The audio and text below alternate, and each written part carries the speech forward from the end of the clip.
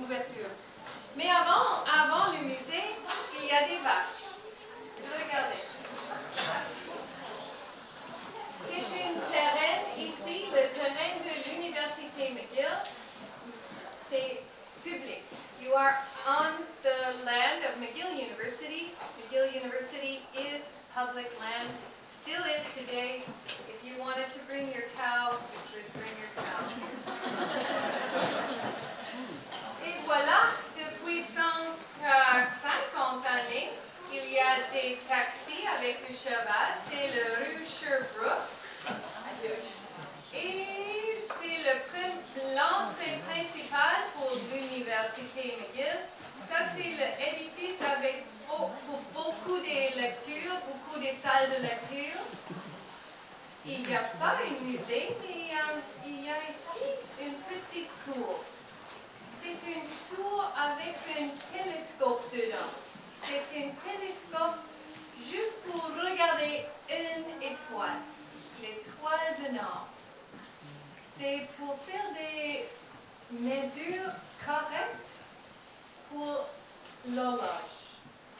This was the Dominion Timekeeping Observatory. It was built in 1863 before Canada existed. Canada was a country in 1867. Il y a un garçon, il est dans la chambre ici. Chaque 3 heures, il montait le petit tour ici, il ouvert le couvert et il regardait l'étoile du Nord pour communiquer avec son ami dans une petite ville en Angleterre, la ville de Greenwich. Parce que la ville de Greenwich est aux lignes de zéro, la ligne méridien de zéro. Et c'est nécessaire de calibrer toutes les lignes exactement. La ligne 10, la ligne 20, la ligne 30. C'est pour calculer exactement l'horloge. Toutes les horloges de le monde ont calculé ici dans cette petite tour-là.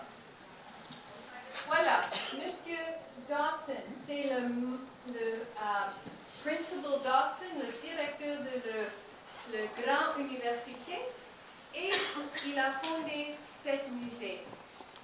Il est ici pour 45 années. Quand il a fini, il était comme ça. Il est arrivé et il habite ici avec son famille. Il a 5 enfants. Ils habitent au 2e étage de cet édifice. Au premier édifice, c'est la place pour faire si vous êtes un étudiant de l'université, vous faites le paiement ici, dans le premier étage. Toutes les salles des autres 5 professeurs sont dans cet édifice. Toutes les salles pour faire des conférences, des choses comme ça, c'est dans cet édifice. Ça, c'est le jardin de M. Dawson, mais il y a une barricade ici parce que M. Dawson, il dit, le vache, il ne mange pas mes carottes et mes petites pois. Il a aussi fait des grands arbres ici. He planted these trees, he bought these trees with his own money, not the university's money, because he wanted to make this university look presentable. He bought them from Mont-Saint-Hilaire. Son ami, M.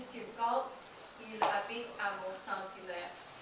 En arrière de l'université, il y a le réservoir McTavish. C'est un réservoir pour l'eau potable. Et le tour ici, c'est une tour de faire de communication avec le vieux port.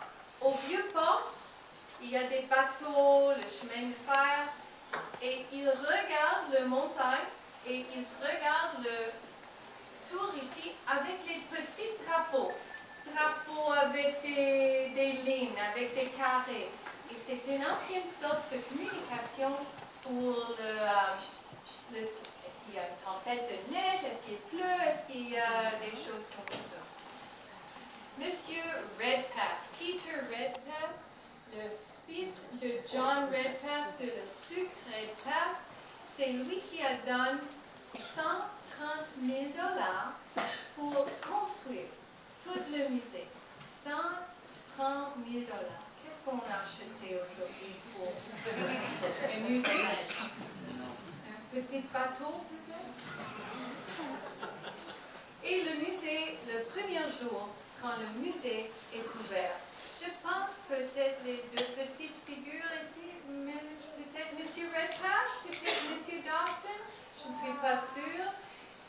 Mais le terrain ici, c'est beaucoup brisé, parce que ça, c'est la place où toutes les roches, tout le calcaire gris de Montréal, ils préparaient chaque roche pour tous les bâtiments extérieurs. Pour l'intérieur, c'est du bois d'érable, du bois de chêne, et ils prennent des arbres à côté de la Mont-Royal. Quand ils veulent le replanter avec des autres arbres, ils prenaient toutes les petites feuilles.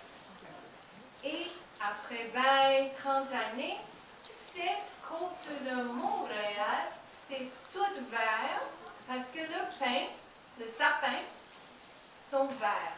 Et maintenant, le nom de la rue, rue Pain. Et le premier jour, le premier soir, le musée est ouvert.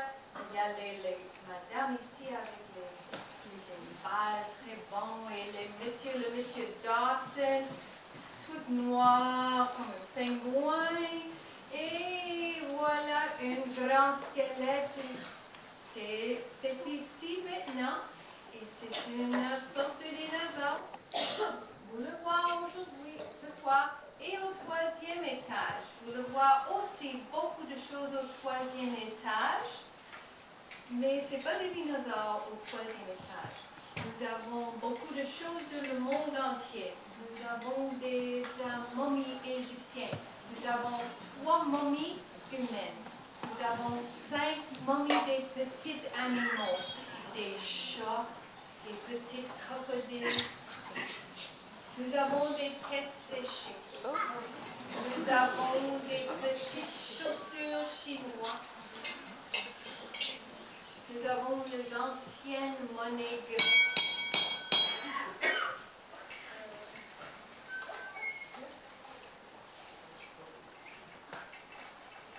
Peut-être des autres intéressantes choses en loge ce soir.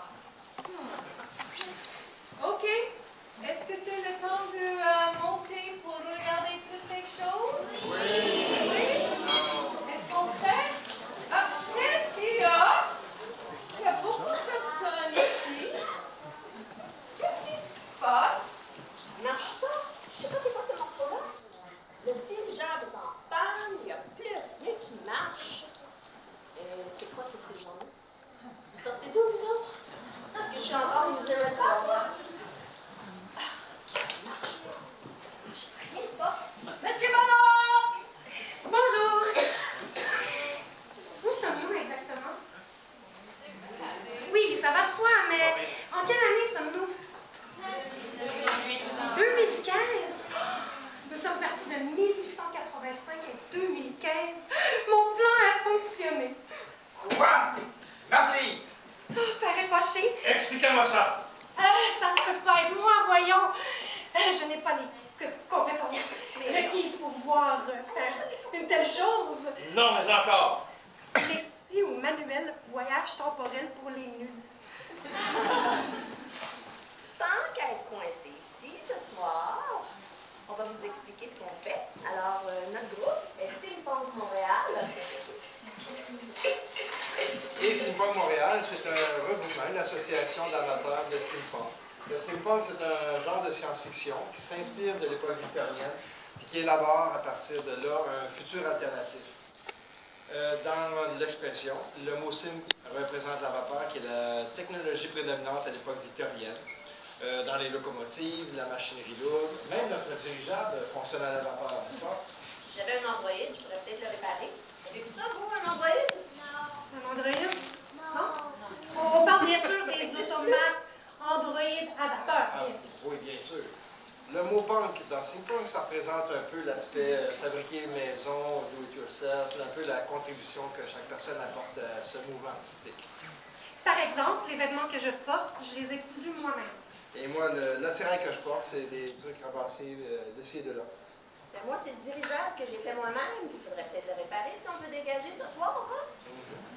Alors, Donc, si vous êtes intéressé à en savoir davantage sur le steampunk, vous pouvez aller au 2e étage, en exclusivité pour vous ce soir à Montréal. Nous avons une salle d'exposition. Des marchands, des artisans sont là pour présenter leurs créations et répondre à toutes vos questions. for those of you who speak English, we are Steampunk Montreal. We're an animation group, and we're here tonight as an exhibit, within the exhibit of the museum. We have our own room upstairs on the 2nd floor, right behind the minerals. You can find us there. We have merchants and artisans, so we are there to answer your questions, if you have any. So, have a nice visit. Est-ce que je peux